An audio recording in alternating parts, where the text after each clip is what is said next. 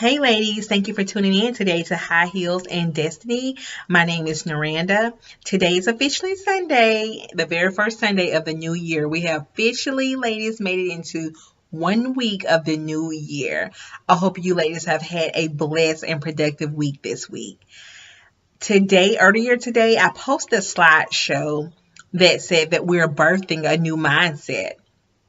When you give birth to something, it's the start of something new. Okay, so we're birthing, which means that we're going through the transition of before completely giving birth to something. So we're in transition, which is birthing, and then we give birth. Okay, so we're going through a birthing process of changing our mindset. Remember, God said change start with the renewing of the mind, which means that the things that we used to have the desire to do, we no longer want to do anymore. That can be addiction, that can be sex, that can be lust, that can be low self-esteem, insecurities, anxiety, depression, whatever it may be, those things that are attached to us, we're going to allow ourselves in the year of 2019 to get free of those things, okay?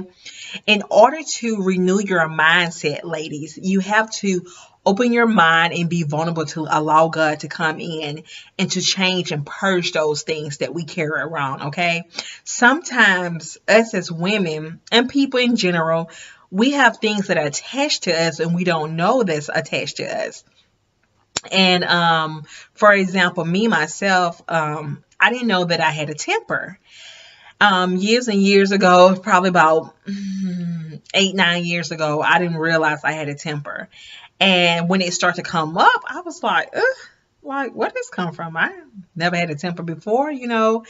And God started to show me some things and start to deal with me and show me like this is something that you got in you and this is something you need to get out of you. And when God started to deal with me in that area, it was like really, really tough because I'm like, I didn't know this was in me. And I was going through this phase where if anybody say something to me, I'm finna let you have it. Like, you're not finna play me. You're not finna talk to me crazy. I'm finna let you have it. But all glory to God, I have humbled myself way, way, way, way, way down. And it was really, really a hard transition to go from being turned up to want to go off on people to being able to turn myself down and humble myself and show humility even when it didn't feel good. Okay. So when we allow ourselves to get free from things that's connected to us that we don't know about, God to start to show us and purge things from us. Also, ladies, like we all have some form of fashion being a side chick in our life, and that's nothing to be proud about. Where if you know a guy have a girlfriend, but you decide anyway, like, okay, I'm going to still talk to him. Okay, and in that moment, it may feel like, oh, you feel good about it, you feel proud, but in actuality, when you get home at night and you sit back and you evaluate the situation and what you're going through, you really don't feel as good as you think it's going to make you feel. You start to feel low.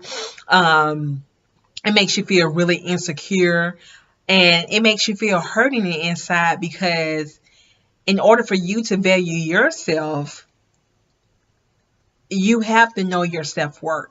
And in order for somebody else to value you, you have to value yourself. And if you don't value yourself, then how can you expect somebody else to value you? You have to have the mindset as retail price, which means that you can't have a clearance mindset and you want retail price paid to you.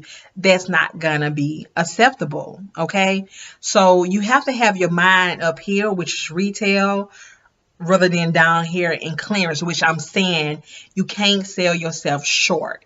You know, you deserve everything that God has and want for you. Okay, so with that being said, certain things that we do, certain things that we have done in our past, and we may look back and be like, I don't feel good about that. It makes you feel some type of way. Those are the things that you really have to get into a place and you have to do some soul searching and allow God to come in and really rebirth you And that goes back to that birthing stage. You go through that transition that you need to go through so that you can birth something new. You can birth a new mind, a new attitude, confidence, a higher spiritual level with God, intimacy with God. In order to do this, you have to allow yourself to be vulnerable, and you have to allow God to come in and to show you whatever that may be. I don't know what that may be, but we all have those deep things that when we go out into the public, we may put on this facade that, oh, okay, I'm good and everything is great in my life, blah, blah, blah. And when you get home and you know, come off the hair and the eyelashes and the makeup, the real you comes out. I have been there. I know how that feel, and it doesn't feel good, you know. And I always say the real you is the you that you are when you get home when nobody else is around. So if that same you is that same person that you are outside of your home, then that's the real you. But when you one way outside of your home, and then when you come home, you're a completely different person. You're not being real to yourself. You really need to sit back and reevaluate yourself, because one thing about it, ladies, if you can't be real with yourself, then who can you be real with? And then we are broken, we're hurt, and then we have the audacity to be like, God, send me a husband. How can you expect God to send you a husband and you a hot mess? Like, let's just really be honest about it. You a hot mess. You walk around and you say, hey, God, I want my husband. Why don't I have a husband? I need a husband. But before you can get a husband from God, there's some soul searching. There's some things that you need to do in order to allow God to bless you with that husband. Because one thing about it, ladies, we don't go searching for a man. God said that a man that finds a wife finds a good thing. He didn't say anything about a wife that finds a husband. That means that you sit back, you be patient, and allow God to present your husband to you. You don't go out, you don't search for him. When you just sit back and you just live your life and you just really take your mind off of it, God will bring you your husband. Before God can do this, ladies, you have to sit back, purge yourself, stop running from whatever the problems is. Because if you continue to carry these problems and then you get something that may be a husband or something that resembles a husband, because the devil will send you something too that looks like what you want, and then when you get it, you like, oh my God, you know, because everything that you get is not always from God. The devil sends things also too, okay? And you up in this relationship and it's just a hot mess, and then you want to blame the guy or the man or whatever, but it can be you. Sometimes you have to stop. And I know stopping sometimes may seem like forever. I know stopping sometimes may seem boring. But you have to stop and sit back and be like, you know what, God?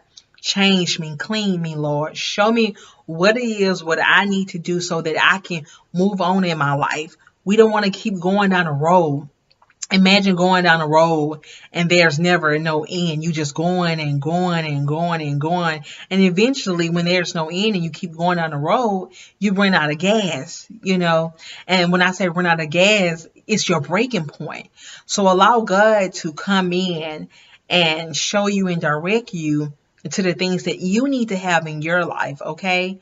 So like I said before, you have to sit back and allow God to come in to purge you, to purge your whole mindset, to purge the insecurity, the low self-esteem, the lust, whatever you may be carrying around, sex addiction, drug addiction, whatever it may be, you know, you have to allow God to purge you. And something else, ladies, I never knew this, but sometimes we can have spirits that's attached to us and we don't know anything about it. And those are some of the things too that you can't figure out, but God will show you as you go through the journey with him. Me, when I was younger, I had a spirit where attached to me where I would always attract either a guy that was married or a guy that had a girlfriend. And I'm like, hold up now. I'm like, how do I keep attracting these same type of guys? You know, like, where are all the single guys at? You know, and you know, people say, well, it's not that many men out here and blah, blah, blah. You know, no. Because my friends, they was mean guys and they was single and stuff like that. And I'm like, why I keep attracting these same type of guys?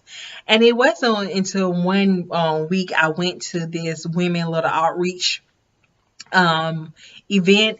And this lady said something that was really, really profound to me. She said that sometimes you can have spirits that attach to you that attracts other spirits to you that's the same as that attachment that's attached to you, if that makes sense.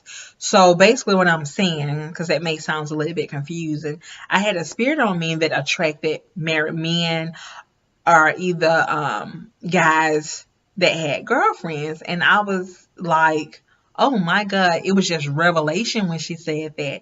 And she said that when you have spirits that attach to you like that, you have to pray those things away. And I promise you guys, like when she said that, I was like, oh my God, like, oh my God. And so I went home and I prayed and I said, God, whatever it is that attached to me that caused me to attract these type of guys, whether it's a guy with a girlfriend or a married guy or a guy that may not have no car, or maybe it's a guy that don't have a job, or maybe it's a guy with a whole bunch of kids, or, and I'm not saying a guy with a whole bunch of kids is a problem because everybody have a different preference, but I'm just naming some things. You know, you can have a spirit that's on you that attracts these certain type of guys, and sometimes you have to sit back and you have to soul search and say, hey God, whatever it is that attached to me that I keep attracting abusive men, or whatever it may be, like God. And I also had that too. I had a spirit that was on me that would attract crazy guys. And I sometimes can be a little crazy too. I'm just going to be honest. But, I mean, when I say crazy, like really crazy. And I'm like, why I keep attracting like the same type of guys? It was like a pattern, like over and over again. And it got so frustrating. I'm like, why do I continue to attract these same type of guys? And when I learned that, Lord, whatever's attached to me that's attracting these type of guys, God, remove it, God, release me, free me, Lord God. So when I say free indeed, that means that whatever you may have that's attached to you, whatever in your life that like a consistent pattern, it can be a job, it may not even be none of the things that I just named, but it can be a job, it can be some type of family relationship or some type of friendship or whatever it may be. You have to pray and say, God, whatever it is, God, loose me from those things, okay? So just remember, in the year of 2019, we are birthing a new mindset. We're going through transition. And after we go through that transition, we're going to give birth to a new mind, because that's what we want to do. Change start with the renewing of the mind. And like God said, he said he would never forsake us nor leave us. And while we go through that transition, it's really hard. You never went through labor and it was easy. It's a process. It's pain, So rather than putting some numbing cream on the pain, we're going to actually really go through the birthing process of it. We're not going to drink to make our problems feel at ease. We're not going to smoke to make our mind feel at ease. We're not going to go out and have sex to make our minds feel at ease. We're going to really be vulnerable and open our minds and hearts to God and say, God, you know what? I am a mess, Lord. Please help me, God. Show me what it is I need to do, God. And trust me, ladies, it's always different stages in your life that you go through different things. I don't think it ever stops.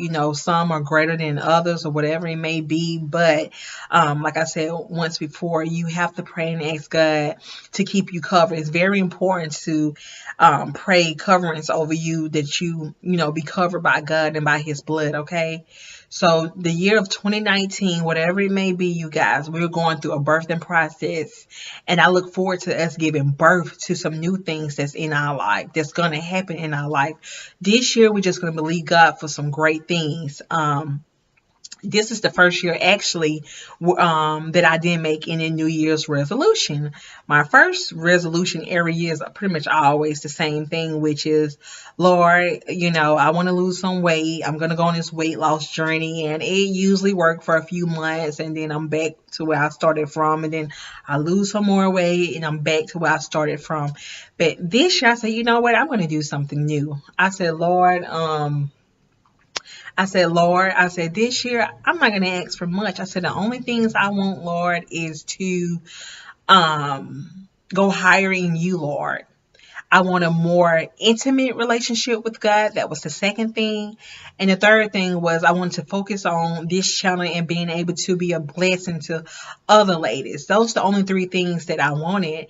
And the reason why I really didn't set a lot of expectations this year, because God said if you seek after him first, that all the other things will follow. So I didn't have a goal in my mind, well, I want to get this amount of money, or I want to get a big house, or I want to get a big car, and all this materialistic, worldly things or whatever. I'm not saying that I won't pray for those things in my life, but it's not at the top of my to-do list. The most important thing in my life right now is going to a higher place with God and allowing God to come in, because the best feeling in the world is having that intimate relationship with God and just hearing God communicate with you. I mean, it is an absolutely amazing feeling, because, even though we know that God is real, but we don't see him next to us. But when God speaks to you, it shows you that he's really there and he's really present. So my New Year resolution this year, ladies, is to go in a higher place with God. That's one. Two, to be more intimate with God. And three is to work on being a blessing to you ladies. So I hope I said some things that can be a blessing to you ladies. I love you ladies, and remember, we are birthing a new mindset. The things that we used to desire to do, we're no longer going to do. And let me say this also too. If you fail once or twice and you make a mistake, that's okay. Because you're going to go through that stage where you may go through a week and you may do good, and then 2 weeks you may do bad, and 3 weeks you may do good, and 1 week you may do bad. That's okay. As long as you continue to, if you fall, you get back up. And if you fall again, you get back up. But as you continue to fall and get back up, God will continue to give you the strength. And he will help you through, and he'll help you through, and he'll help you through. God will continue to strengthen you through the process. The only thing is that he needs is your permission to do it. And when I say permission, because God don't need our permission, it is what I'm saying is that God don't make us do anything. He give us free will to make the decisions that we want to make for our lives, okay? So just be open to allow God to come in and be vulnerable to him, okay? I love you guys. I hope you guys have a blessed week. I look forward to talking to you guys later. Bye-bye.